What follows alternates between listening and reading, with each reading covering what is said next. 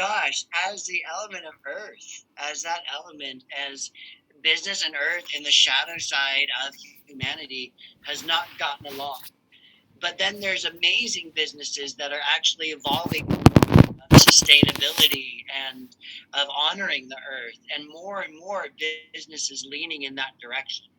How might we bring more of earth into the consciousness of business, and how might business support you in that happening? Well, I noticed you said that we're leaning more towards sustainable technologies. I did business funding for many years, for 50 million and over, anything that would go into a futuristic society, like sustainable but also solutionary businesses. And I stopped doing it. I was funding the 3D house printing, and the guy that was making it wasn't super sustainable. He just wanted to kind of burn and turn. And I realized I'm here to create a solution. I'm here to create a love and a whole system. And I'm going to help fund this guy, and it's going to put all the workers out of work. Not that they need to be needlessly working in a whole system, but for all the money to go to one person and everyone else starving, I'm causing more of a problem than I am a solution. That's not what I'm here to do. So in colonial economics, there's a lot of ways to make sense of that. Tribal economics has been around for a long time, and this is you could look at a village and you could say, well, what is an economy? And that's the conglomeration of all the resources and the people and the business. And so this is an economy. That's what an economy is at its heart. Now we've expanded that to the whole world. And I think that there's some naivety in a lot of these systems that we're participating in. For example, if I was to say a contribution economy versus the fiat dollar economy versus a gift economy. So what are the feelings behind those? Well, in the fiat, we know it's domination, control. When you think of it, you start thinking like, power. I've got power and I can do things. So it's not like it's all about domination and control, but it's about, I'm going to pay you, you're going to do what I want you to do. It's not living out of passion or purpose necessarily. Gift economy, I think of that and I think, oh, everything's free. Awesome. And well, how does that work? And do I owe this person? And so there's also a little bit of maybe like a naivety, like a child, like getting everything for free and not really understanding how the whole systems work, which is what the green paradigm tends to perpetuate. It's also like, oh, we're going to be family as a guiding unit and we're going to just include everyone, which is great. It's idealistic, but it's not necessarily realistic to just include every single person in the world and call them all family, because then they will attack you in this current paradigm. And then there's a contribution economy, which when we think of, it's like honor, like I've put my contribution in, I'm getting a fair return. And which is the tribal, it's the natural law that we've been using for a long time. And how, as I am in holding that energy for economy and business, how might I support you in that? What would that look like?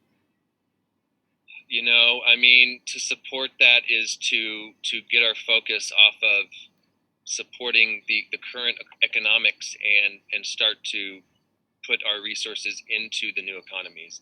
And I say new, but it's the most ancient economy there is on Earth.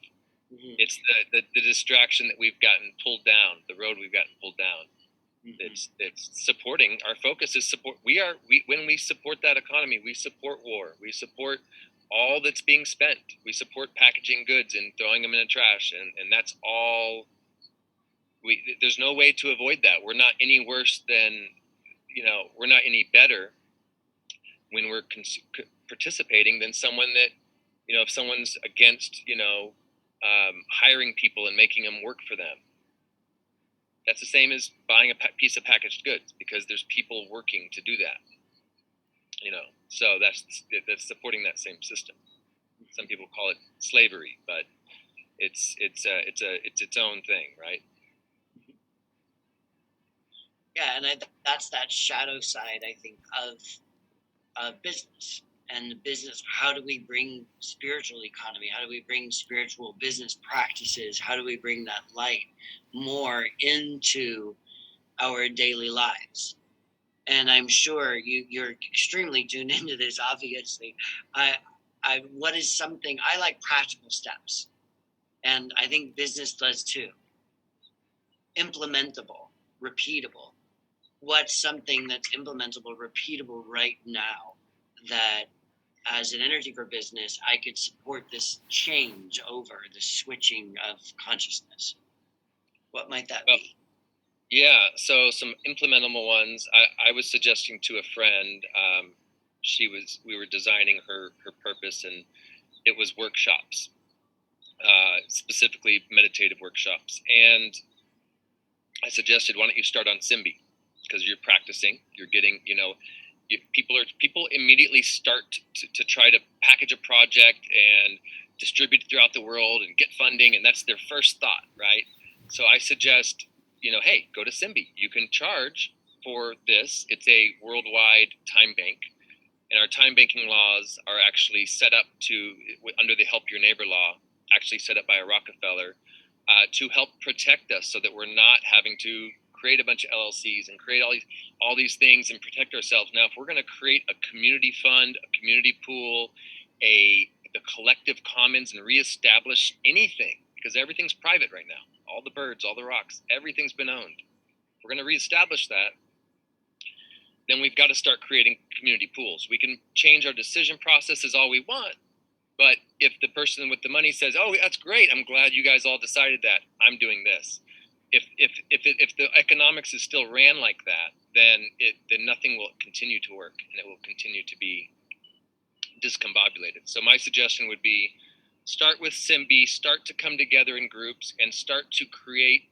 funding pools that match the sense-making processes. And I don't even want to use the word decisions, because a decision is a very limited scope of how we make sense in a whole system. I mean, if we have 5 different electric vehicle chargers and a plug that doesn't fit any of them, do we vote to see who? You got to make sense to see what we do together. So there's that relationship building, right? Coming back to tribal sense making, and then matching the economics to that. Well, thank you so much. I love your wisdom, and it is already at our time. This went so fast, and I do want to honor the timekeeper, because I know there are things